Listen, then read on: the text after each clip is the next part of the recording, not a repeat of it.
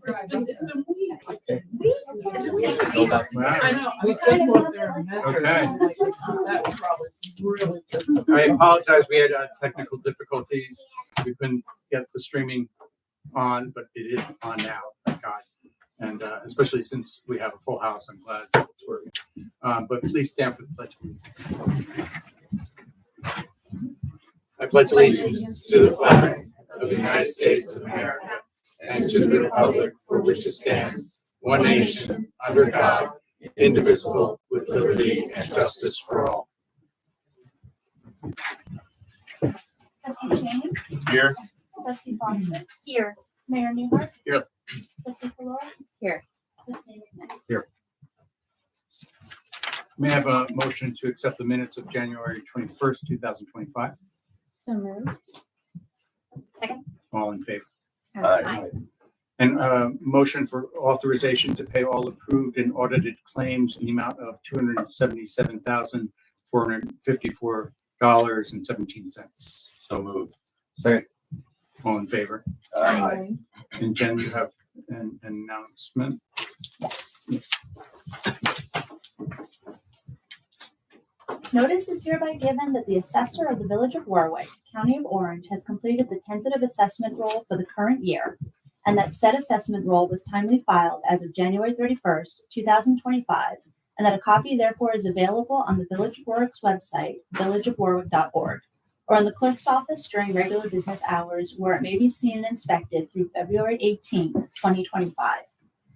Hearing of real property assessment grievances. On Tuesday, February 18th, 2025, between the hours of 4 p.m. and 8 p.m., the Board of Assessment Review for the Village of Warwick will meet at the Village Hall, 77 Main Street, to hear and examine all verified written complaints in relation to such assessments, and the application for any person believing himself aggrieved hereby. Complete on real property assessment form RP-524 with all supporting documentation must be filed with the clerk's office on or before 8 p.m. on February 18th, 2025. The RP-524 complaint form may be found on the Village of Warwick's website, villageofwarwick.org. Assessor consultation appointments. The assessor or her designee will be available until Tuesday, February 11th, 2025 by appointment via telephone to discuss tentative roll assessments. To schedule an appointment, please contact the assessor through the village clerk's office at 845-986-2031 or by email clerk@villageofwarwick.org. Appointments must be scheduled and confirmed in advance. Very good. Thank you, Jen. Under correspondence, we only have one letter, but it's a letter from Mr. Gary Lottie requesting a special use permit for 15 Smith Street, section block, lot 211-4-14. And in response to that letter, it really has to, I have to go to the planning board or speak to the planning board secretary as to the his pathway as to if he wants to do this. We have to really look at the parcel and its use and the setbacks. So it's a little bit detailed. So and so I will respond to Mr. Lottie. Under discussions, we have quite a few items for discussion this evening. The first is the Stanley Deming mural project. That request comes from Wickham Works, and the desire as part of Tree Fest that a portion or at least one side of the mural be repainted, refreshed, so to speak. And I just want the response from the board. I'm sure you read the backup information. Yes. It was a great letter from the artist. Yeah.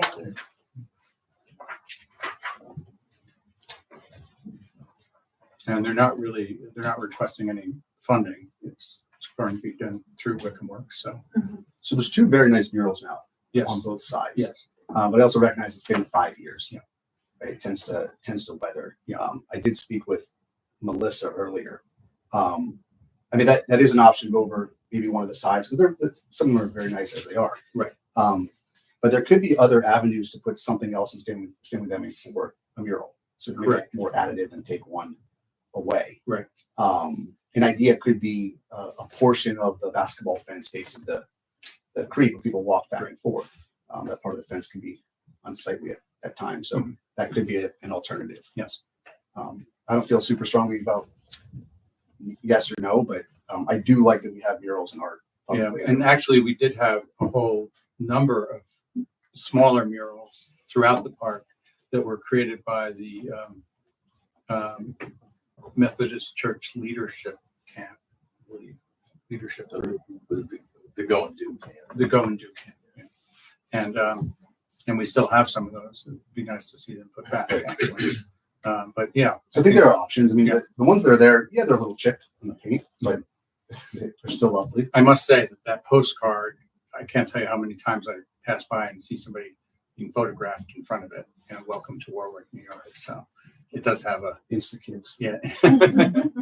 So, but I think it would be exciting also. I mean, she was part of the original piece, and I think it would be a good opportunity. I like the approach that's being proposed with engaging the community and kids in the design, Yes. which is keeping with the other things that have been happening at Stanley Deming over the years. Absolutely. And the second discussion point is also Wickham Works. So I've had some discussion with Wickham Works trying to reinvent or bring back our artist in resident program, which we started many years ago. So this is a collaborative. But they came to me with an artist, so it wasn't a selection process. It was really more a selection process through them. But they have a really wonderful artist and an artist that fits into their whole recycling and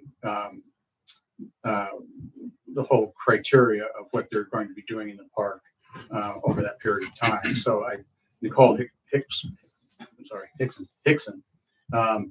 is a very wonderful artist, and I believe she's going to engage the public. But what I would like to see is after this artist in residence program, for us to do a broader RFQ, to really open it up to the artists that we have in our community. So, and we can discuss that more maybe during budget. Yeah, this is like my interpretation of this is that this is actually less of like an artist in residence and more of kind of a piece development Yes, that yeah. had been planned for a little while. And then we really should open up the artist in residence process to be more open. Yeah, I'm glad to see it back in some form. And the one thing I want to say about Nicole Hickson, she's a dear friend of mine, but she has done public work in our parks before. And I know that she has so much love and respect for our Department of Public Works. And that really eases my mind that they already have a good working relationship. And part of it is not just making the sculpture, which is a live sculpture, just for the audience to understand it. It's I believe it's like a totem of live material, strawberry plants and different types of plants.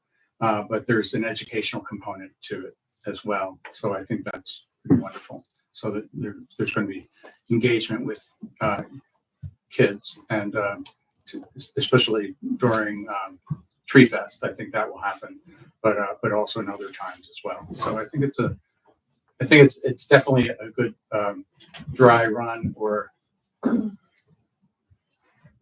a good run to bring back the artist in residence program. So, And maybe this component that Wickham is adding with the involvement and that sort of thing is something moving forward to incorporate with the village artist and resident. yeah, exactly. Yeah.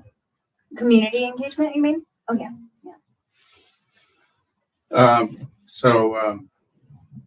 With the short-term rental fees and draft application, so that's the, did I? Streetlight meeting. I'm sorry. That was a biggie. That was your That was biggie. mine. I'm sorry. So with the streetlights actually being converted, they started on Monday. And we need to look now at what our maintenance agreement's going to be for the first year or the first couple of years, depending upon what the length of time is we want to consider. They presented two options to us. One is a cost plus agreement whereby rates are set for the work that's to be done, and we're then billed on the basis of the hours against those rates or the activities against those rates. And there's a 20% markup by RTE, who's the project manager, to cover their management costs. And there's also a monthly program fee of $250 a month under that contract. The other contract is a fixed price agreement structure, and that's based on $30 per light per year, and including the smart controls, and that would come out to probably about $12,600 a year. And other repairs would be billable on a cost plus basis, plus the 20% on RTE that they'd add to it. I think in looking at it from my viewpoint, that the first year there shouldn't be a whole lot. I mean, there's the lights and fixtures are all under warranty for a year. So if there's any problem with workmanship or installation, that the material itself gets covered, but not necessarily, like if it's a bad lamp and the contractor has to come and replace the lamp, those costs are going to be something that we would have to assume. But the lamp itself would then be replaced by the manufacturer.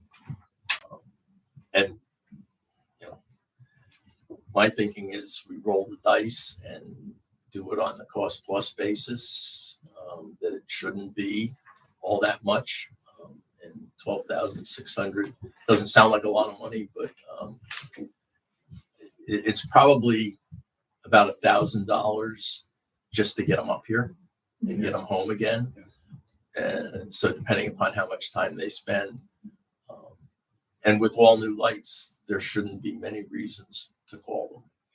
That's my thinking, at least. So I just wanted to bring this to the board tonight, let you know what options we have available to us, and with some feedback, I'll proceed with trying to begin to negotiate one of these two options. Well, I agree with you, Barry. I think, with brand new lights, we're not going to see, failures And the Village of Florida and the Town of Warwick also have ownership of their lights. And my thinking in the future is that we'll band together, and so that we can share the cost, so that if they're coming up from Rockland to replace lights in the village here, and there are also lights in Florida or out in the town, we could combine them into one trip and share the cost of coming here. That makes sense. That does make sense. So I'd probably be looking for a fairly short term on the contract. And for cost plus, that's like the cost of materials plus their hourly rate, which is the 200 to 250. Is that what you're talking about? Yeah. And like I said, generally, we're going to have materials on hand. We, in purchasing the lights and the fixtures, the lights themselves, we have extras. So when we're done with the process, there'll be an inventory on hand that they will be able to draw from. As far as and these are the street lights on the arms, the decorative lights that we have, DPW has been taking care of those for the last couple of years in terms of changing and converting to LED. Continue to. Thank you. Any other comments from the board? I think we can move forward and next meeting, maybe you have. Thank you. And then the next topic is short-term rental fees and draft applications. And the DPW, the planning board secretary, Kristen, developed the application forms. And the fees were generated by matching the fees that are in the town.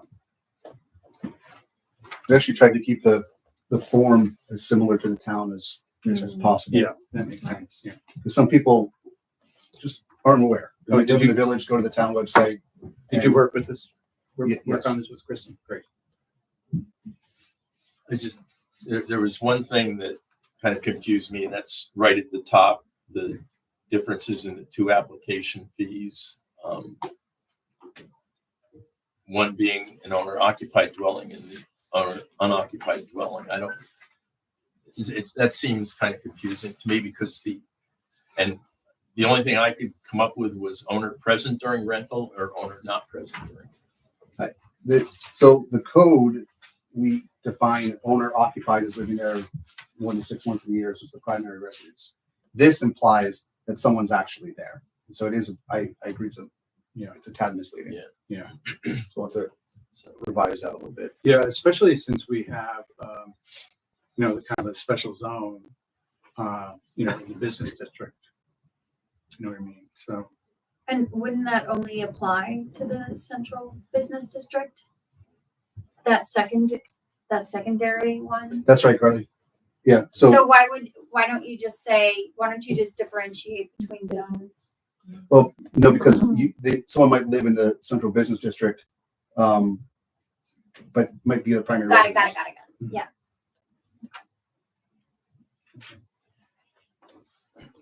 But if you were to compare, towns and villages, it's very similar. I agree. We should kind of clarify that. clarify, because it doesn't mean that there's someone there, but it's the non-owner occupied where they, if you recall, would have an appointed agent who is within, X number of minutes. So we can clarify that. Other than that, it should be pretty similar.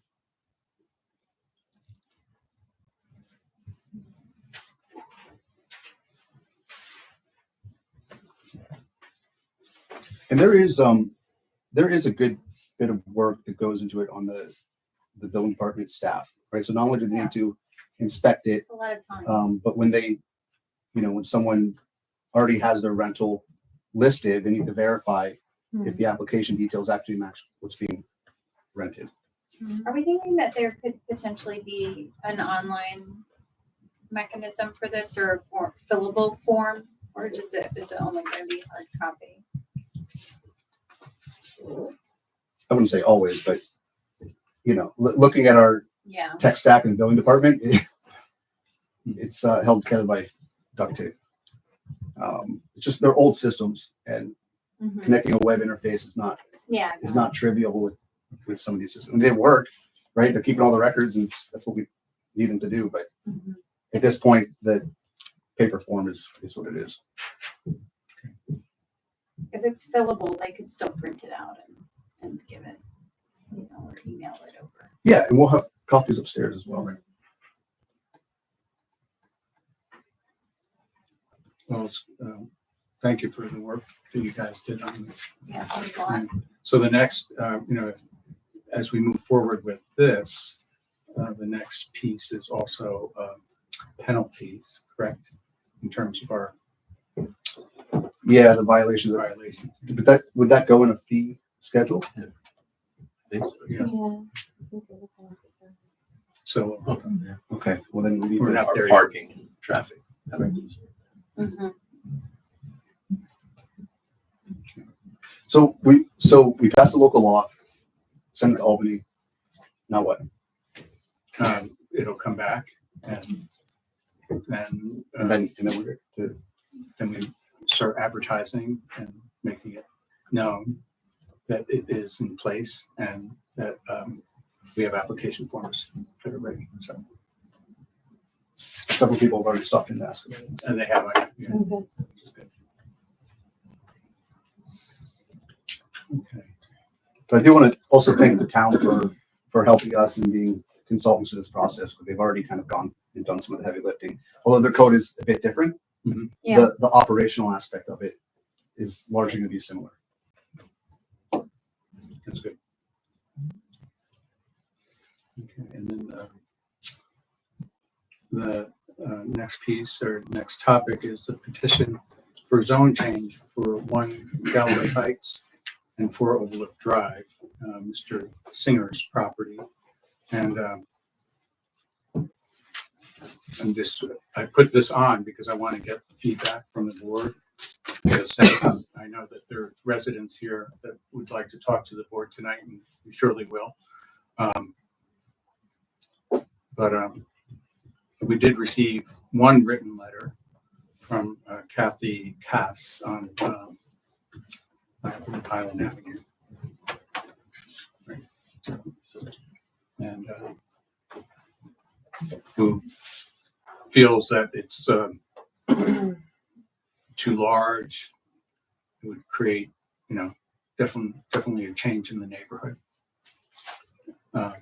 So let's start there. Last time I think we were missing a lot of details, and we really went into this. Right. So I looked this up.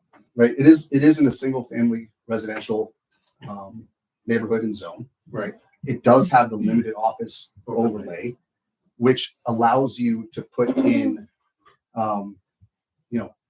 business offices, funeral home, government offices. Now, the current building that's there, built in the 1940s.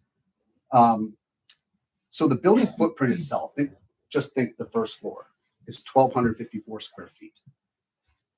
The property itself is 108 by 131, so it's 14,148 square feet, or about a third of an acre. So right now, what is proposed is 5,376 square feet, so more than 4 times the current size. If you think about the setbacks, so if this were to go towards commercial or business district, the setbacks are different than if they were single family residential, right? And if you look at the setbacks on what was proposed, the shortest setback was only 12 feet to the side, but because it's a corner lot, you have to treat that corner as 2 fronts. Correct. So those need to be at least 30 feet. So off the bat, that's non-conforming to what is proposed. Also, if you think about the footprint of the proposed building itself would take up roughly 12% of the third of the acre.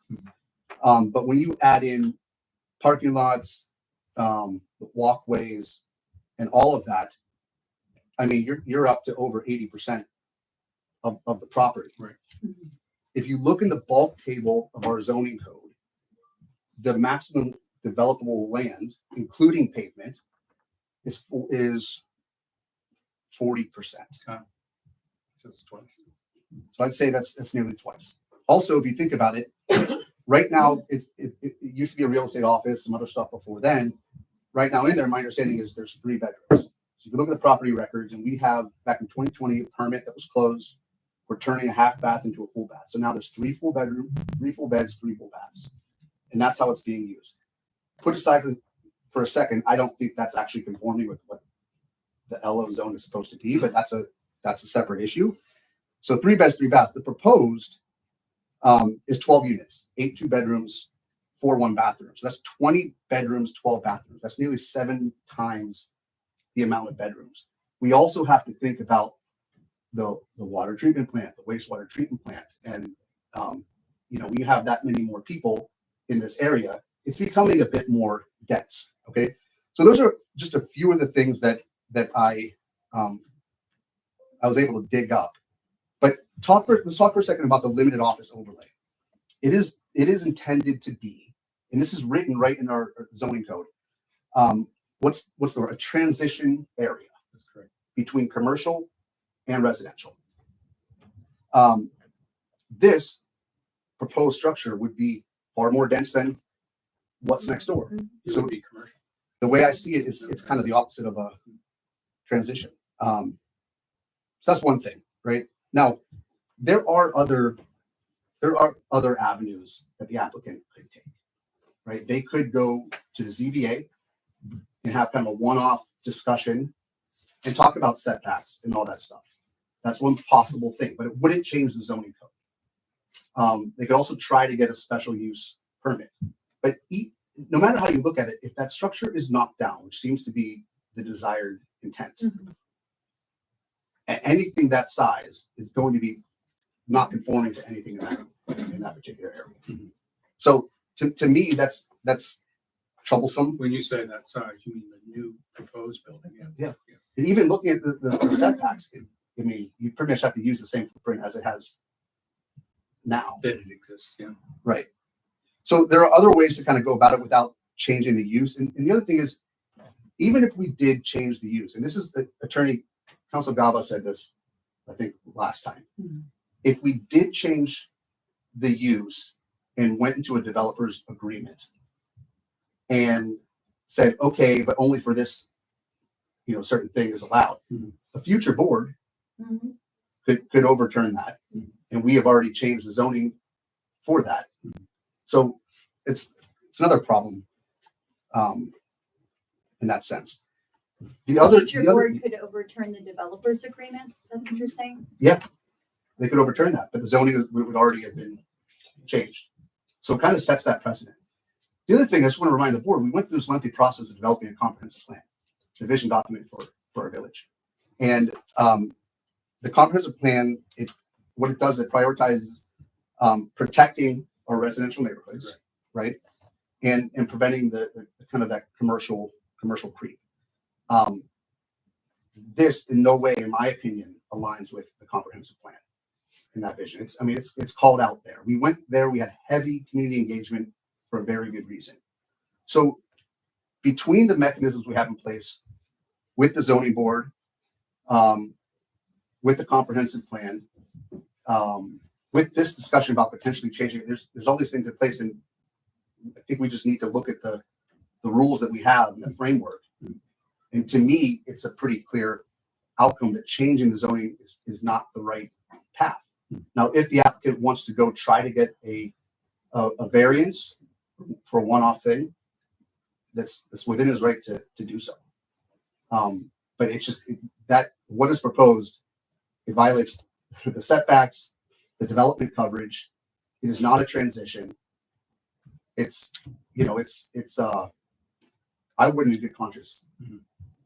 I mean, Agree with on one level, in terms of our comp plan, it does address housing, but that's not, there's the whole buffering of neighborhoods that was definitely a very important piece that we put in there.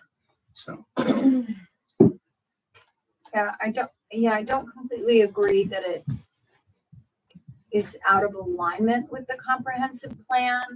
I do think that the intensity on that site is not appropriate, even if we are not thinking about necessarily the immediate adjacent uses. There's no space for anyone that would be living on that property. you brought that up. So. And that, so whenever we think about any new developments, we have to think also about the quality of life of the people that will be living inside. And there's no kind of private space outside of the unit available, no yard space, like nothing there. Not to mention, No the people in the back of courtyard. the building will be staring at a brick wall. Yeah, it's just very intensive from that perspective. It's 24 But I parking don't spaces because he's trying to make up for the non-conforming aspect of the adjacent building that he also owns, Yeah. trying to use that as parking. Right. So if you look at the site, it's a big building and mostly parking. Correct. Right. Someone wants to go another avenue to the ZBA and go down that road, fine. To me, it's a clear non-zone change. That's my I opinion. wonder about the intensity, like why the intensity is, is it necessary from the applicant's perspective to achieve I think it's about their bottom financial line. goals? Right. Right. get more money with having 9 apartments, Right. then probably 12. 4.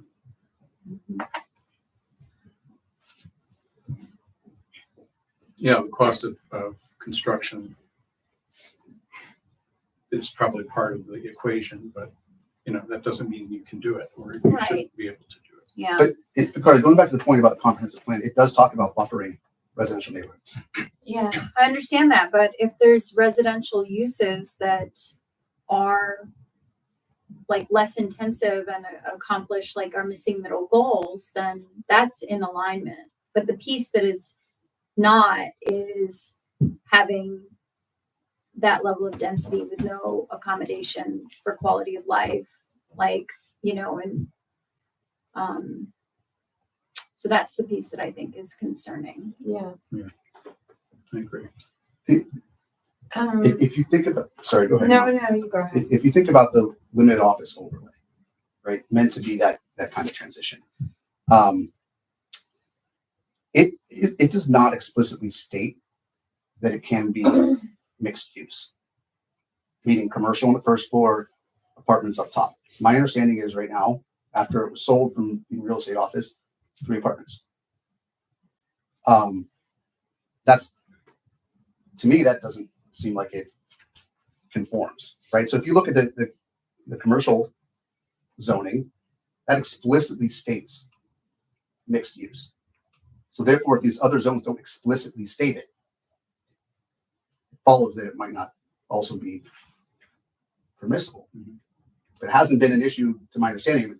I just started really digging into this, but he's got 3 apartments in there now, it seems. Mm-hmm. Yeah, you're right. And there's no limited office there, from what I can tell. But he bought it like that, I believe. Who's to say? Who's to say?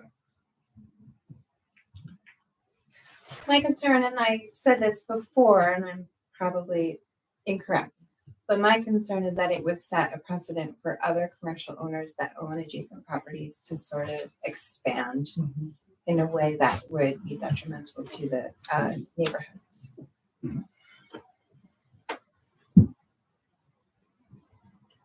Barry, any thoughts? I'm against changing to GC. The uses that it would open the property up to are totally inappropriate. And I think that, Gas stations, you name it. we need Yeah, to exactly. maintain a better transition to the neighboring properties and neighborhoods than what that would open things up to. I think the 12 seems very intense, and Carly's point very well taken. It's one thing to create housing, but you want to create housing with a quality of life. Yeah. It's interesting to me. I wanted to find that because the limited office overlay, that some level of mixed use would not be permitted, because to me that seems transitionary, right? So let's say somebody had an office and then above they had an apartment.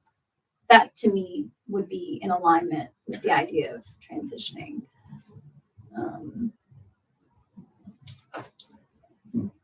This is I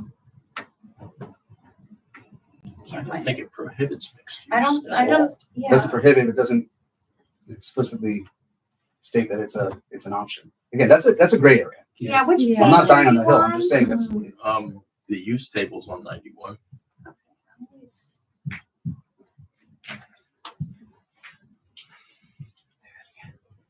And anything more than a 2-family would have to come before this board for a special use permit. So at that point in time, we would be the ones kind of controlling the narrative. Well, right now it is more than Yeah. 2 family. And wouldn't it also have to go before the Architectural and Historic Review Board because it would be considered commercial or multi? The business. And if it's going to be all apartments, I'm not sure that it would. Oh, well, it has in the past, for example, Or oaks? Right. The other. The rentals. Right. With money being made. Yeah.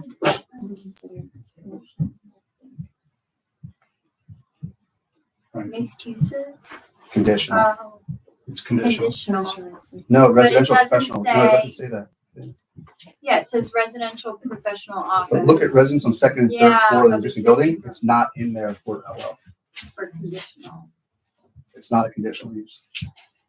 Definitely not permitted. But I think that what was happening historically on that property, the sequence of events, I think that it was transitioning or changing to those other uses before it became an overlay zone, actually.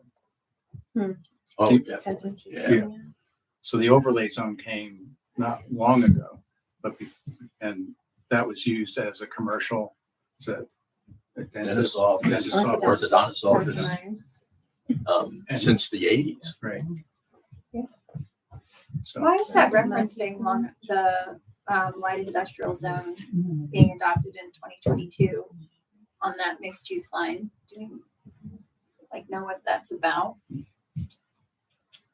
Or is it just saying it added it as an allowable use to light industrial in 2022? Where is it? Page 90 on that same line. On mixed use? Yeah, I don't see that. it's not on yours. Oh, at the bottom, residents on second and third floor. Yeah. Adopted December 19th, 2022. That doesn't make sense. I don't remember. Yeah. us Well, doing we can that. dig into that later, Yeah. but back to the, I just want to say that it feels that there's definitely a consensus from this board specifically about that property.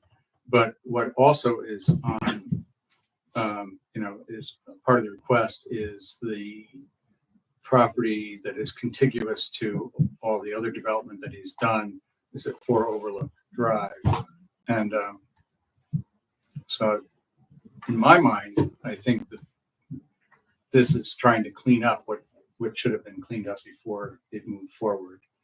And I'd like to just get your response on that. Kind and generous I response. stand on GC zone is not appropriate on that parcel either.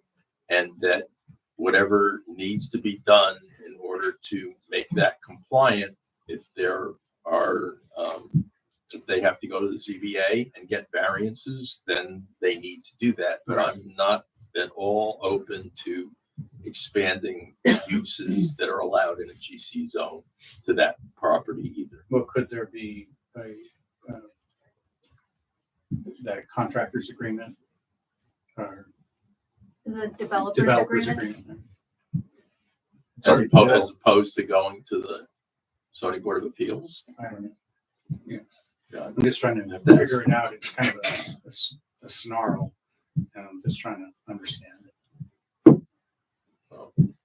Self-created Maybe that's stuff. a question Yeah. for Yes. Steve, I Yeah. guess. Yeah. I mean, he seemed to think that he did not flag that would be overturned, the developers agreement. That's a contract. So that's maybe something that we should revisit with him. what was the developer's agreement for? That was for one Galloway Heights. Well, it could be for anything. It could be for this as well. I don't understand. Why would we need one? I'm just To limit the revisiting. uses. I think rather than limit the uses, we'd be better off entering a developer's agreement that gave him bulk type latitudes relative to setbacks and things like that already exist that maybe wouldn't be compliant with the zoning as it exists, relative to the Something that to the might way be it's been form-based, constructed. something that might be more form-based. Yeah. You could call it that. Yeah. Mhm. As opposed to a variance? I guess I it's guess just it's an another option. pathway. Yeah. And that would be something this board would control, whereas the other would be controlled by the zoning board of appeals. Mhm. So the idea is to give some relief. If we're overlooking, build a nice building there, it's, you know, it's a part of this, this complex, but the parking is insufficient there, my understanding. Yeah. Right? And the lot lines make it difficult to do anything else. So, but then that's getting to an area where I don't know. I mean, basically, it's not compliant with the existing Right. zone. But instead of finding another avenue Well, to make what's there okay, but not change the zoning, absolutely. I think is reasonable. Mhm. Maybe we can get with Steve again on the developer's agreement concept and confirm that it is tight. And then maybe provide a letter with those options to the applicant. It's reasonable. Yeah, Sounds that's like a reasonable, plan yeah. to me. Um, Great. Okay, gone down the rabbit hole. Next one we get to. And then next item under discussion is the moratorium on land use approval for public utility facilities involving energy storage systems. And we have a moratorium that has ended. And so the question is, the one thing that we do not have is we do not have zoning in place for these types of facilities. And my sense is that we should, or my personal feeling is that we should extend the moratorium until that is in place. And do we feel like I guess another question is, do we feel like the situation that we were concerned about was like also resolved? I believe it was resolved, and we are still in the process of negotiating some of the contractual pieces of that, especially with the bonds. So we've increased them dramatically. So And the full report, they never provided us No, the they full never did. report, so I- it seems like that should be Yeah, part of it as well. Just in order for us to do enough due diligence. Right. But So- that's for the existing situation we're in with the, convergence. Right, but that would also empower us, like, well, I don't know that we really need anything. We can do what we want relative to the new or the changes that we want to make to the zoning. With all that in mind and knowing what we want to have in the way of, I guess, power over the applicant relative to what we need to receive. yeah, what I was saying is that the full report could also give us more information to be able to drive our decision making around zoning and any like protections that we might want to have in place in the future. That's That's true. what I meant. Well, now there's a model law that NYSERDA has created. Mhm. And I think that will help us as we move forward to create that zoning. There's a peer review that is mandatory. And I'm just trying to think what other pieces of that. but I agree with the path of extending the moratorium until we can get the zoning rules in place. Right. And I think it's great. And NYSERDA has kind of given us a head start with, because they've had the working group and really went deep on this. So Do we know what the timing is for that? I Any believe, indication? I haven't heard. You haven't heard any. So, Well, for what? The next convergence. service. Yeah, the law. I mean, our original law was based on NYSERDA. They've hopefully gotten smarter and taken a deep dive into it and are going to be able to help be more protective and have a better product deployed into the communities. More protections. At Conference of Mayors, I was talking to the deputy mayor and one of the trustees from Canton, New York. 1,700 acre solar farm with battery storage. 1,700 acres is about the same size as the entire village of Canton. It's huge. And there's a lot of pushback by citizens. A lot of property, It's a lot of property and like habitat. and imminent dangers, Yeah. And valuable agricultural land. Right, Yeah. exactly. It's not marginal. So, what time frame are you thinking? Another year? Well, according to the moratorium resolution we passed, the first one was for a year and we're allowed 2 60-day extensions. So if we go back to, what was it, November? Well, we didn't extend it, then, did we? No, but if we. So the extend 60 it days now, will start prob- I don't know. The 6 months, did I say 60 days, 6 months? Okay. I'm sorry. Yeah, so 2 6-month extensions. Right. Well, that gives us time. I think Okay. that's appropriate. Well, perhaps we can have About new the zoning? attorney review the model code. Yeah. as a starting point. That's a great idea. How do we check with NYSERDA, or do we call NICOM and see if there's anything new from the seat or anything? Do you know? You attended that Yeah, session. I was at a session and basically it was reviewing, it was very pro battery storage. Oh, okay. And there were a lot of questions that the audience had, so Okay. elected officials had.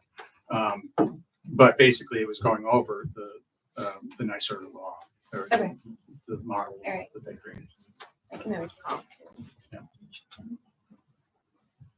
Okay, well, that's the end of our, So are we gonna have at the next meeting. Steve prepare that as an More. extension, Yes, 6 exactly. months? Yes, that's what I was thinking. Sorry, didn't articulate that.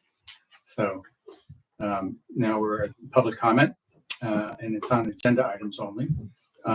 Guidelines, if you could keep your comments to approximately 3 minutes. If you don't have a timer, we're not going to cut you off. But please raise your hand and tell us who you are. Oh, we do. Is it 3 minutes? It's 3. And just raise your hand and I'll point to you and you can speak. Yeah, name and address would be great. Thank you. Yeah, for the minutes. My name is Tom Lamontagne. I live at 6 Galloway Heights, and I'm addressing the construction on 1 Galloway Heights. I lived in the neighborhood 40 years, and I've seen a lot of things come and go in that area. And I have just a couple of statements to make. I like the idea that what they're proposing is residential, as opposed to, retail or offices or something. I'm thinking there'd be less traffic in and out of that area than there is now. But when the gym went in, there was a promise from the builder that parking lot across the street from me would be employee parking for the people who work in the gym. That hasn't changed. So all those people who were parking there, mysteriously over the last 2 weeks, no one's been parking in that lot. So somebody must have said something to those employees, because as of 2 weeks ago, that parking lot was jammed every day. People coming and going all the time. Now it seems to be empty, but those people are finding other places to park, I guess. So that seems like a promise that went out the window. And he also promised that there wouldn't be any garbage services being picked up out of that parking lot. And they put all the garbage services out toward the middle of the commercial area. And now that's what he's proposing, is that will be a garbage pickup area. And seeing how many of those parking spots are going to be occupied with tenants, there's no way that garbage truck is going to get in there without an incident. It's just very, very tight. So I'm not opposed to residential. 12 seems like a lot. Yeah, that's what I was going to ask you. 12 seems like a lot. The intensity. But, the village does need affordable rents. $3,000 rent for the place on Forest Avenue is just, not affordable for a lot of people. So, yeah, that's my feeling. Very good. Thank you. Mary Lamontagne, 6 Galloway. And my issue is, again, like with the parking, that lot is almost always full. And that was one of the things I wasn't sure of. is it supposed to be 1.5 or 2 parking spaces per apartment? Isn't there a rule on that? There is. Because then you're talking they have to have 24 designated spots and they don't have it. They got them all over the place and anybody can park in any of them. Because I know a lot of my friends park there when it's snowing if they have too many cars in the driveway. Right. So, that lot is full overnight a lot of times. That was mentioned to the board. Yes. Yes. So they would have to close off that area and find another way in if they wanted to close it to anybody else except for the tenants. The only way that parking would be restricted to the people that are supposed to be there. And I actually agree. I was thinking a nice 2 townhouses there, maybe somehow. That would be appropriate and would fit within the footprint of what's in that neighborhood. I also have a concern about all these many more people so close to the school. I had a lot of issues with all this stuff and the crossing guards and everything. I was afraid a kid's going to get hit running across that street because they zoom up that hill. That light, they see that light at South Street. They see it's turning yellow. They speed up to 50 miles an hour. They crest at the top of the hill. I can't tell you how many times I've almost gotten hit trying to pull out of there. And there have been accidents where when it's icy, they've skidded right across into that brick wall in the house in front of it. And it's a school zone. And it's a school zone, 20 miles an hour starting right there. And they're zipping right by at 40 and 50 miles an hour. It's crazy. Would you be open to writing a letter to USDOT about these experiences? Not to change the topic, but we have managed to get them to agree to put in sidewalks down and address some of the issues down to South Street, but they are refusing to address the area up to Forester, which we see as essential because you've got the elementary school, you've got parks, you've got a lot of people And the living kids there. have to walk. Right. There Yes. is no busing And in the village. We've talked about this until we're blue in the face, but I feel like if people wrote letters like that would probably help us out. We're good. Thank you. Yes, sir. Yeah, I'm Herb Wood. I live at 7 Galway Heights. And my only question is, what is the builder's next step after tonight? What is going to be? Because we just saw this in the paper, and I guess it wasn't a meeting that it's not getting voted on, correct? So it's. No, but the reason why we had that discussion was to get a consensus from the board. And at the next meeting, we'll probably make at least based on this information, a determination of not to go forward, not to give him that permission for. His next step would be to come before you guys. Well, it would be, he has 2 ways he can go. He can get a special permit from us, Okay. special use permit, sorry. And if we don't allow that, because we can say yes or no, he could go to the ZBA to find, And that would be something we would get notice of. you would get notice of, and there would be, Because my front porch is 150 feet from his property. sure. Yeah, us too. All right, that was it. Even less. Very good. Sir, Hi, Jason Steiker. I live on 52 Galloway Road. I guess my greatest concern is you ceding your power and opening up precedents for the future. Leslie and I fell in love with this town just because of the way it looks, among other things. And it's already hard seeing all that commercial development up that street. And to see more of it go would be, I think, a mistake. Yeah, Thank you. I agree. I mean, I wanted to though say that complex has cleaned up that corner. I mean, we all have to give that credit Yeah. because we all can remember the bus garage, It's not the bus garage anymore. and the Absolutely. desolate motel and the real estate agent. It was, horrible. Yeah. So, it was a blight. So, anyone else? Yeah. Thank you. So, but thank you for coming tonight. We appreciate it. Your voice is important, and it's how we make decisions here. And we're looking at this very carefully. It seems that this, at least as a special use permit, is not going to move forward. So, but then there's other In its current in its configuration. current configuration. Exactly. 'Cause- Definitely just the zone change request. The zone GC change. is, I think we've heard all of us. And we spoke about that when they came before us, the discomfort with the GC. Okay. Thank you. Thank you. I want to ask you a question.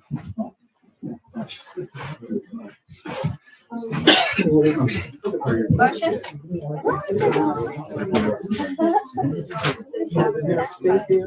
Orange County, you know, that's what I have a question. I did. You have a lot of fun. Yeah, I don't know. Parenting 101. Another reason. So we. Okay. I don't know, we were late. What's the crap? Oh, God. Oh, yeah.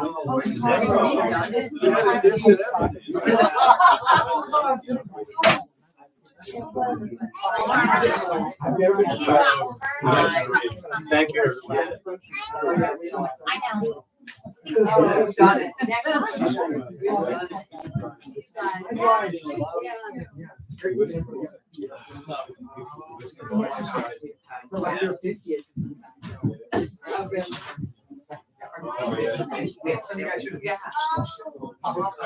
And it wasn't really late.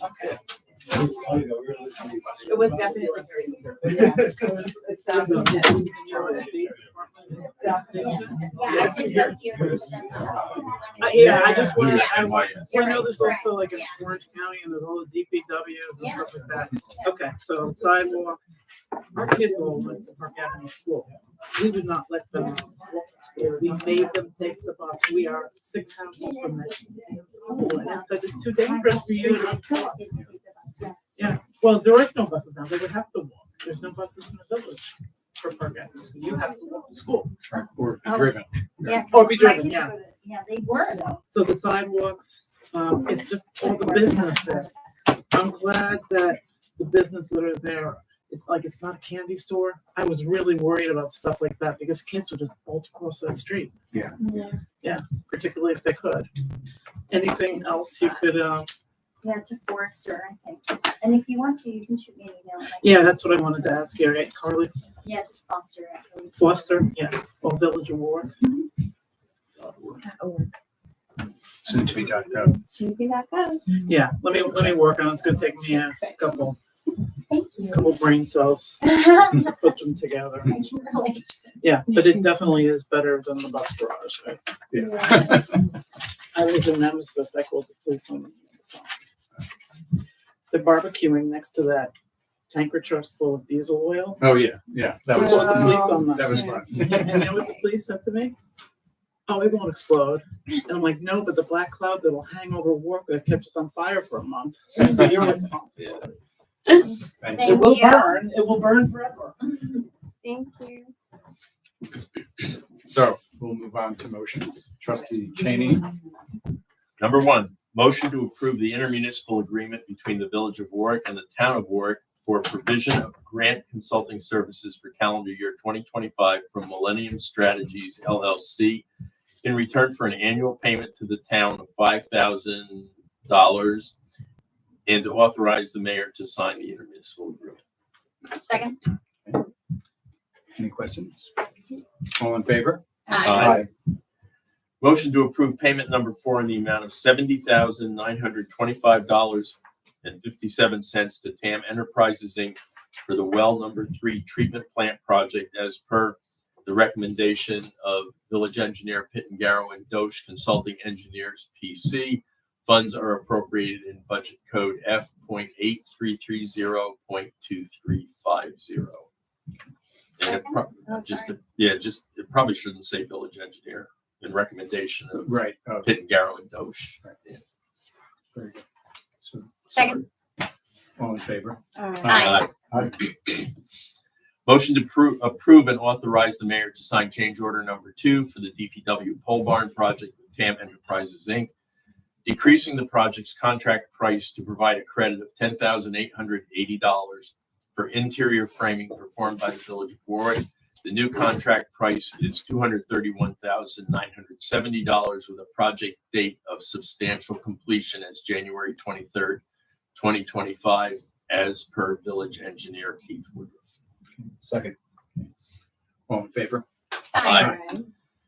Motion to grant permission to DPW employees Mike Finelli, Jason McCutch, Chris Kane, Mike Falls, Andrew Alessandro, Dylan Gerstner to attend the UDIG New York Spring into Safety event on March 4th, 2025 at the Newburgh Armory, Newburgh, New York.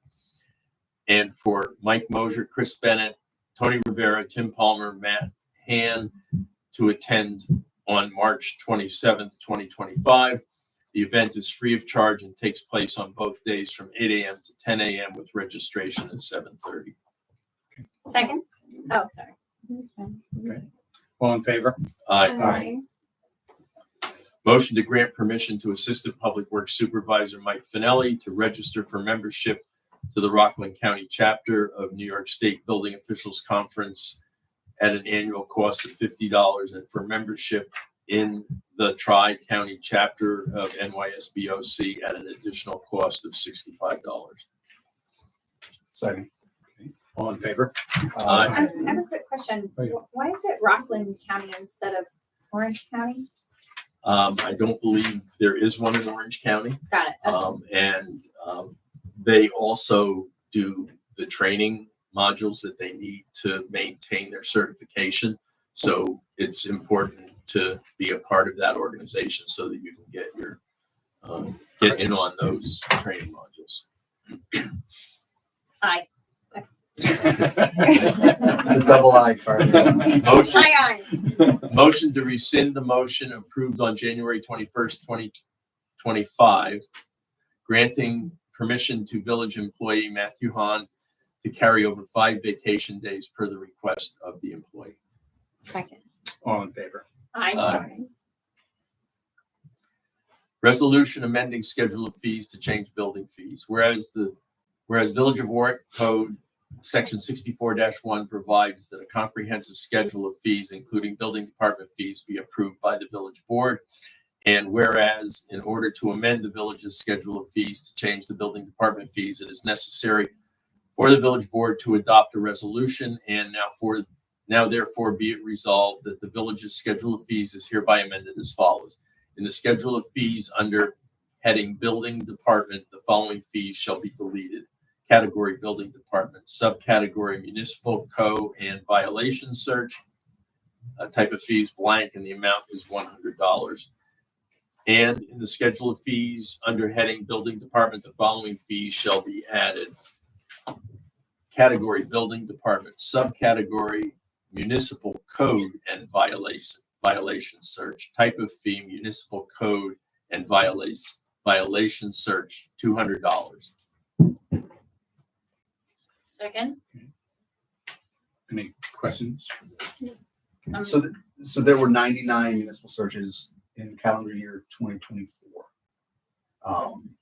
And they each require, an inspection and Right. so it's It's in line. it's right. Well, it will be in line Yes, once we do this. we do this. Okay, so Was an estimate provided as to the hours that are spent by the building inspector or the building department? Well, I don't know that it's Yes. really necessary, but yeah. So because 100 was not adequate. well, it's the building clerk as well as the building inspector are both involved in this. So there's some administrivia, Yeah. right? There is an Yeah. inspection. There is, looking up in the records. So, I mean, it could be more than that, but going from 100 to 200, I think is Yeah. definitely is reasonable. Yeah. Okay, so it's roll call. Trustee Chang, Yes. trustee Foster, Yes. trustee McKnight, Yes. trustee Gore, Yes. Mayor Newhart. Yes. Carly. Whereas the village board has before it a proposed local law amending Village of Warwick Village Code, I forgot to read the title. Resolution enacting a local law to revise the village code's provisions regarding amusements and exhibitions. Whereas the village board has before it a proposed local law amending Village of Warwick Code, Chapter 34, Amusements and Exhibitions. And whereas the following due notice, the village board held a public hearing on the proposed local law and heard all persons interested in the subject matter thereof. And now therefore be it resolved as follows, that the village board hereby adopts the local law and that the said local law shall be published, posted, and filed in the office of the Secretary of State of Albany as required by applicable law. Second. Roll call. Trustee Cheney, Yes. trustee Foster, Yes. trustee McKnight, Yes. trustee Kolar, Yes. Mayor Noah. Yes. And I did such a terrible job reading that because it was too small on my screen. I, Oh. I thought I was fine reading. No, I've made it bigger. Motion to grant permission to OC Bombers to use the Koch Brown Koch Brown Cassine. I've been saying Coke for a very long time. Cassie. Cassin at Heem. Bigger. You better make it bigger. Is that funny? That says Bigger. at Heem. It says, it does say it. Oh, it does? Yes. Yeah, so it's I not, did. not Carl. I should know better, but and Daniel Pryal Fields in Veterans Memorial Park for a fundraising tournament on Friday, July 25th through Sunday, July 27th, 2025, from 8 a.m. to 9 p.m. Event must be in coordination with the other activities taking place in the park, such as Warwick Little League, Warwick Youth Football, Highlander Rugby, Warwick Adult Kickball League, and Warwick Wascals. Completed park permit, proof of insurance, and security deposit have been received. Very good. Second. Yes. Oh, So, we have to. has everything been resolved with the Little League? It's It's in the. discussions are ongoing. They're ongoing, Yeah. okay. So all in favor? Aye. Motion to acknowledge receipt of the standardized notice form from the New York State Liquor Authority for a class change to the existing liquor license for the Warwick Wine Bar LLC located at 8 West Street, Warwick, New York, 10990 to include liquor. Current liquor license includes beer, wine, and cider only. And authorize the village clerk to submit a letter notifying the New York State Liquor Authority that there are no objections to this notification and application and waive the 30-day notice requirement of the filing of a New York State liquor license application. Second. All in favor? Aye. Resolution amending schedule fees to change summer recreation fees, whereas the Village of Warwick Code 64-1 provides that a comprehensive schedule of fees, including summer recreation fees, be approved by the village board. And whereas in order to amend the village's schedule of fees to change the summer recreation fees, it is necessary for the village board to adopt a resolution. And now therefore be it resolved that the village's schedule of fees is hereby amended as follows. In the schedule of fees under heading summer recreation, the following fees shall be deleted. Category, summer recreation. Subcategory, park program. Type of fee, registration fee per week for the first child, $20 amount. And then the second line reads the same, summer recreation and park program category and subcategories. The type of fee is registration fee per week for additional siblings, amount $15. And in the schedule of fees under heading summer recreation, the following fees shall be added. Category, summer recreation. Subcategory, park program. Type of fee, registration fee per child per week. Amount $20. Second. And just a quick explanation of this. So last year we had endeavored to allow for a discount for the second child, and our electronic system utterly failed in this endeavor. And so it cannot be accommodated. And so we have to just have a straight fee. And we've always allowed, if someone has a need or, to come to us or go to speak to the recreation director, if there's hardship of any form, that we can help them out. Yeah. Okay. And that is a roll call as well. Trustee Cheney, Yes. trustee Foster, Yes. trustee McKnight, Yes. trustee Kolar, Yes. Mayor Noah. Yes. And Mary, Motion to approve the budget modification request as per the village treasurer's memo dated January 29th, 2025. Second and Discussion. discussion on that. Go ahead, Barry. Oh, you were. Oh, please. Okay, I'm well, looking for the. my concern is that, $60,000 is coming out of road paving. It's money that hasn't been spent, usually would have been spent last year. It's we get money from CHIPS in the amount of about 200,000, and then we put in an extra 100,000 for the paving. So this basically means that there's $60,000 worth of paving that should have gotten done this past year or in the spring of this year that we're not going to get done, and we put it in the budget to do it. So we're kind of falling behind in not having this funding. So I think when we look at the 25-26 budget, we have to see how there might be a way to catch up with this, with a paving program. I think we are gonna underspend on the Safe Streets for All, and maybe we can check on that, because we're getting started so much later than expected. Right. So there may be some But was- opportunity there, but and was that that- was in the budget. But it was in the budget, but in the budget to be funded from monies we were receiving from the grant, right? Well, we also we could look at our in-kind, but yes. Oh, okay. Yeah, there was, All right. there So was there a was mix of in-kind too. in-kind. Okay. It's not as big as that, but that's a good point. Yeah. So We there's a we little just bit. have to be careful, Yeah, yeah. what the pot of money is. I had indicated a certain amount of in-kind, so we could double check on that. And basically that money's going toward the whole. Yes.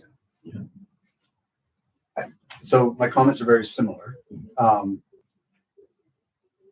struggling to understand how we're not aligned on the pole barn build out. You know, how is it $60,000 over this point? And even the estimate for the pole barn in the first place was under than what it was. Right. I mean, to what point? I'd rather see that 60,000 go towards the paving. But apparently there's not enough money in the budget to do what needs to be done for the pole barn. And it's the interior build out is what they're working on now. So it's a So $60,000 difference. It's an $80,000 difference, 60 of which is coming from Oh, the, but so what does that entail? Like, where is that budget difference? Like, what has the scope changed? Was it the cost of materials?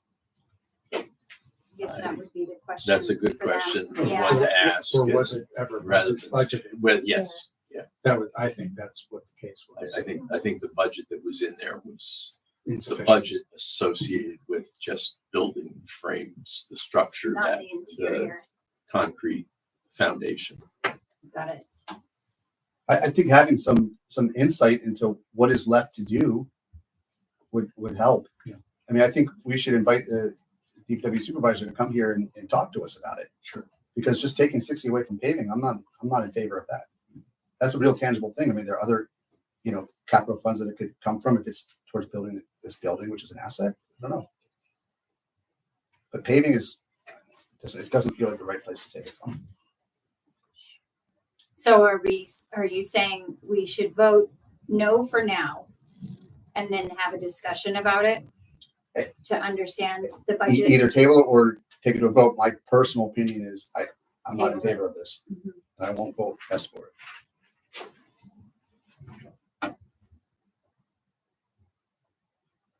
Do you want to make a motion to table the motion? Yeah, when, Or, I think we have to do the motion. oh, because, okay. Unless Mary chose to withdraw the motion. Do you want me to do that? I I'll do think whatever you you can. want me to do. I think Motion to withdraw the motion number 12 to approve the budget modification request to, as per the village treasurer's memo dated January 29th, 2025. very good. Second. All in favor? Aye. And we'll invite Mr. Mosier to the next meeting. Motion to grant permission to Village of Warwick's employee Karen Vermillion to carry over 5 vacation days. Second. All in favor? aye. And Tom? Motion to appoint Nikki DeLille as member of the zoning board of appeals to fill a vacancy with a term ending April 6, 2026. Second? All in favor? Aye. Motion to authorize a refund to Kim Williams in the amount of $100 for a certificate of no exterior effect and new permanent sign application for a project located at 50 Main Street due to the application being withdrawn. Second. All in favor? Aye. Motion to return the planning board escrow balance of $1,121.01 and the zoning board of appeals escrow balance of $1,644.22 to Randy and Bob Barlow for site plan and variance approval at 19 Poplar Street. All invoices have been paid as per emails from zoning board of appeals attorney Ashley Torrey, planning board attorney Elizabeth Cassidy, and village engineer Keith Woodruff. Second. All in favor? Aye. Aye. And that, we have two addendums. Oh, okay. Motion to appoint Glenn Ryan as member to the Architectural and Historic District Review Board to fill a vacancy with a term ending April 5th, 2027. Second. All in favor? Aye. And Barry, do you want to take the?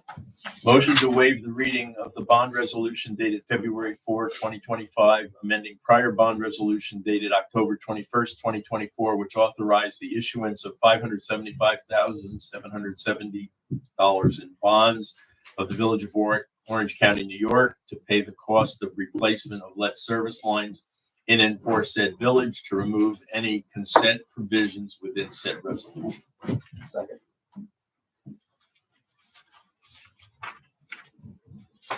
Say all in favor. Oh, I'm sorry. I was just looking at, it is actually roll call. No, But this part is just Oh, waiting. just waiving the motion. Yeah. All in favor? Aye. Bond resolution dated February 4th, 2025, a resolution amending prior bond resolution dated October 21st, 2024, which authorized the issuance of $575,770 of bonds of the Village of Warwick, Orange County, New York, to pay the cost of the replacement of lead service lines in and for said village, to remove any consent provisions within said resolution. Second. Second. Trustee Cheney? Yes. Trustee Foster? Yes. Trustee McKnight? Yes. Trustee Fluor? Yes. Mayor Hart? Yes. And that is the last motion for this evening. And public comments. Young ladies, would you like to say something to the board? Hurry up, right? And final comments from the board. Mary, you have a few things. I do have a few things. I have a few upcoming events. I want to start with the Warwick Historical Society. They're introducing a conversation series, and the first one will be taking place this Sunday, February 9th, from 2 to 3:30 p.m. at the Buckby Center. And the first one is in conversation with Warwick Historical Society curator Michael Bertolini. So that will be fun and fascinating. And the second event that is also occurring this Sunday, February 9th, from 2 to 4 p.m. at the Community Center on 11 Hamilton Avenue is Community Care Cards. This is sponsored by Warwick Cares and the Warwick Valley Prevention Coalition. This is the second time we're doing this. The first time we did it last year was a huge success. We invited all community members to get together and make Valentines, and the Valentines were distributed throughout the community. Special shout out to Bill Lindbergh and Judy, who took the Valentines and distributed them through Meals on Wheels. I'm sure someone got a Valentine from the mayor, and it was very appreciated. It's a beautiful one. And speaking of Meals on Wheels, they're having a volunteer training sessions coming up. That is March 4th and March 11th at 2 p.m. in the community room at the Albert Worcester Public Library. For more information or to sign up, you can contact Meals on Wheels at 845-986-3389. And they are celebrating their 50 years of working in the community this year. That's amazing. So congratulations. Such a great program. Wonderful. I have a couple updates. I'm sure. So I met with I'm trying to remember the name now. Oh my goodness. At the high school, the government affairs group. And it was a really wonderful meeting. They had excellent questions. Actually, some I need to pass on to you, Barry, about the process if ever we wanted to convert the rail to passenger rail, and who would be the decision-making parties on that. And they also wanted to know about internship opportunities with the village. Oh, wonderful. And I think that with the part of the Safe Streets for All, which we're beginning to move forward on, we did include in that grant local internships. So I think there could potentially be an opportunity for them there. So that was a really wonderful That's fantastic.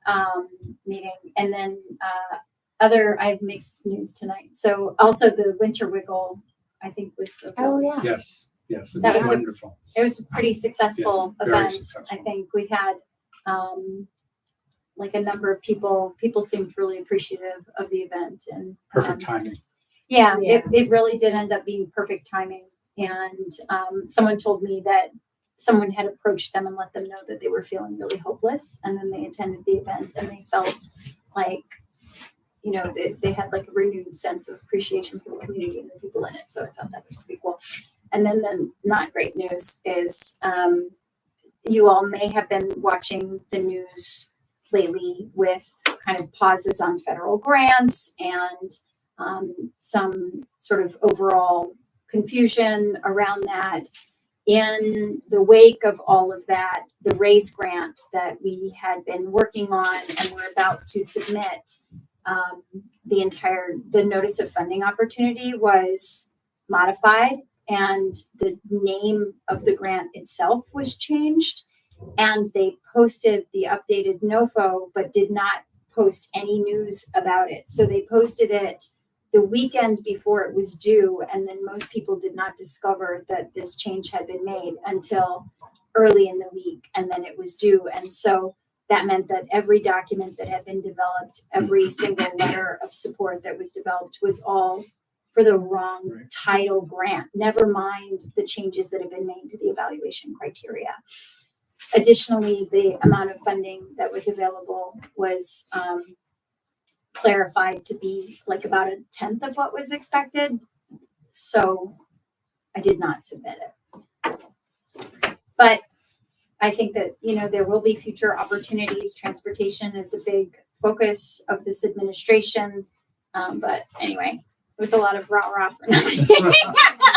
Well, we've worked so hard. That's And okay. at least we did achieve something in terms of the safe routes for all. Yeah, so it'll, it's still out there. So, I mean, we still have nice scopes. We put stuff together, or I think people still really want to see the projects. And Yes. so, we'll just keep working at That the information that you've gathered is extremely valuable. it. So, Yeah. I urge you, now that we have Millennium strategies at our disposal, to think about that, and to utilize them. Yeah, to help us specifically find funding for those scopes of work, because they are, I think, important, especially, figuring out how to get sidewalks out to the high school. And so.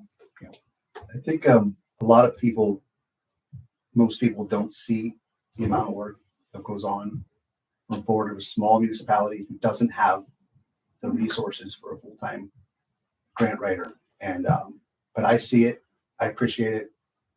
That's awful news. I'm not gonna sugarcoat it. I felt so sad writing that That's it. email. I was like, maybe there's a way to make it work. It's, And I was like, it's no, a gut punch. It is. Yeah, But yeah. thank you for doing the work. I honestly believe, in Mayor, you said this, it is a foundation that we can build Yeah. on. Yeah. Absolutely. It's So still it's there. not We're going to lost. keep plugging it. We're going to get it done. Yeah, it's Get going to her get done. Yeah. Very good. Thank you anyway. I still think it's valuable. I think we need a spring wiggle. That's very well. Yeah. February 4th. Got the summer concert series. Oh, yeah, there you go. Okay, so Barry, I think Yeah, that's I think Oh, I very- do want I'm to sorry. just cover, Yes. as I said last meeting, DPW is hiring. If you know anyone that might be interested, contact the village clerk.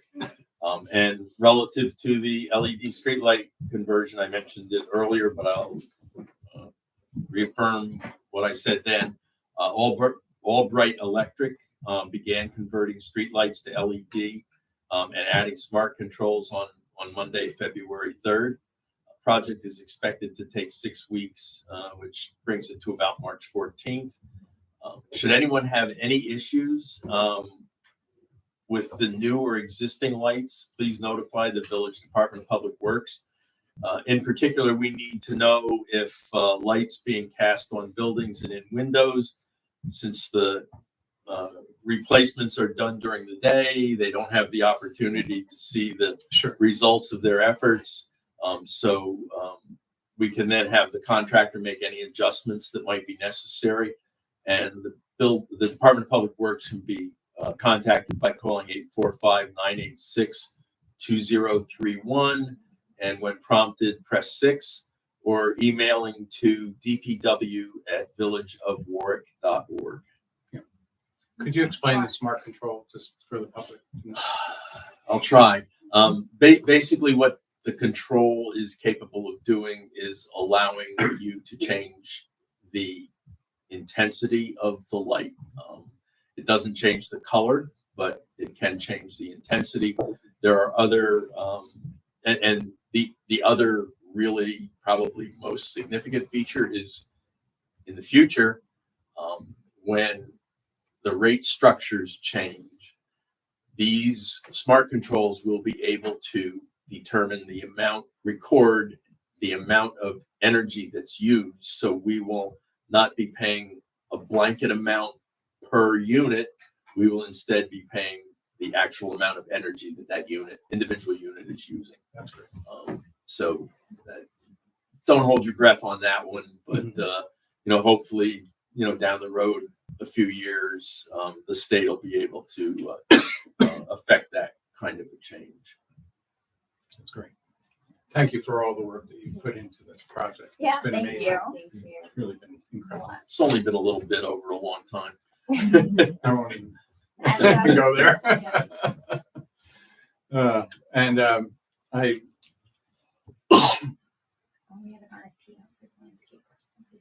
yes, you want to mention that? Okay. Yeah.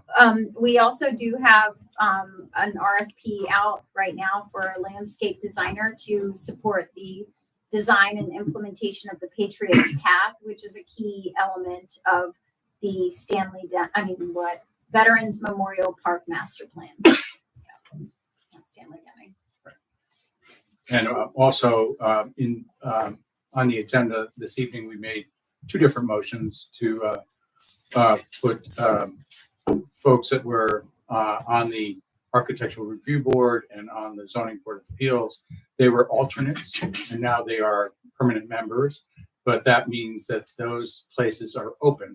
So we are looking for an alternate position for the ZBA and an alternate position for the Architectural Review Board. It is as if you are a board member, because you are anticipated to keep up with the information of each board and be there as an alternate if one of the board members cannot make the meeting.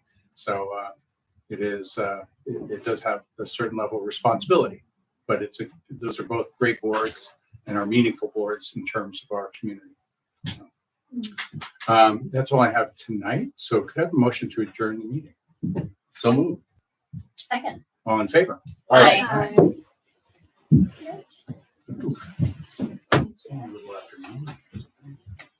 Not too bad.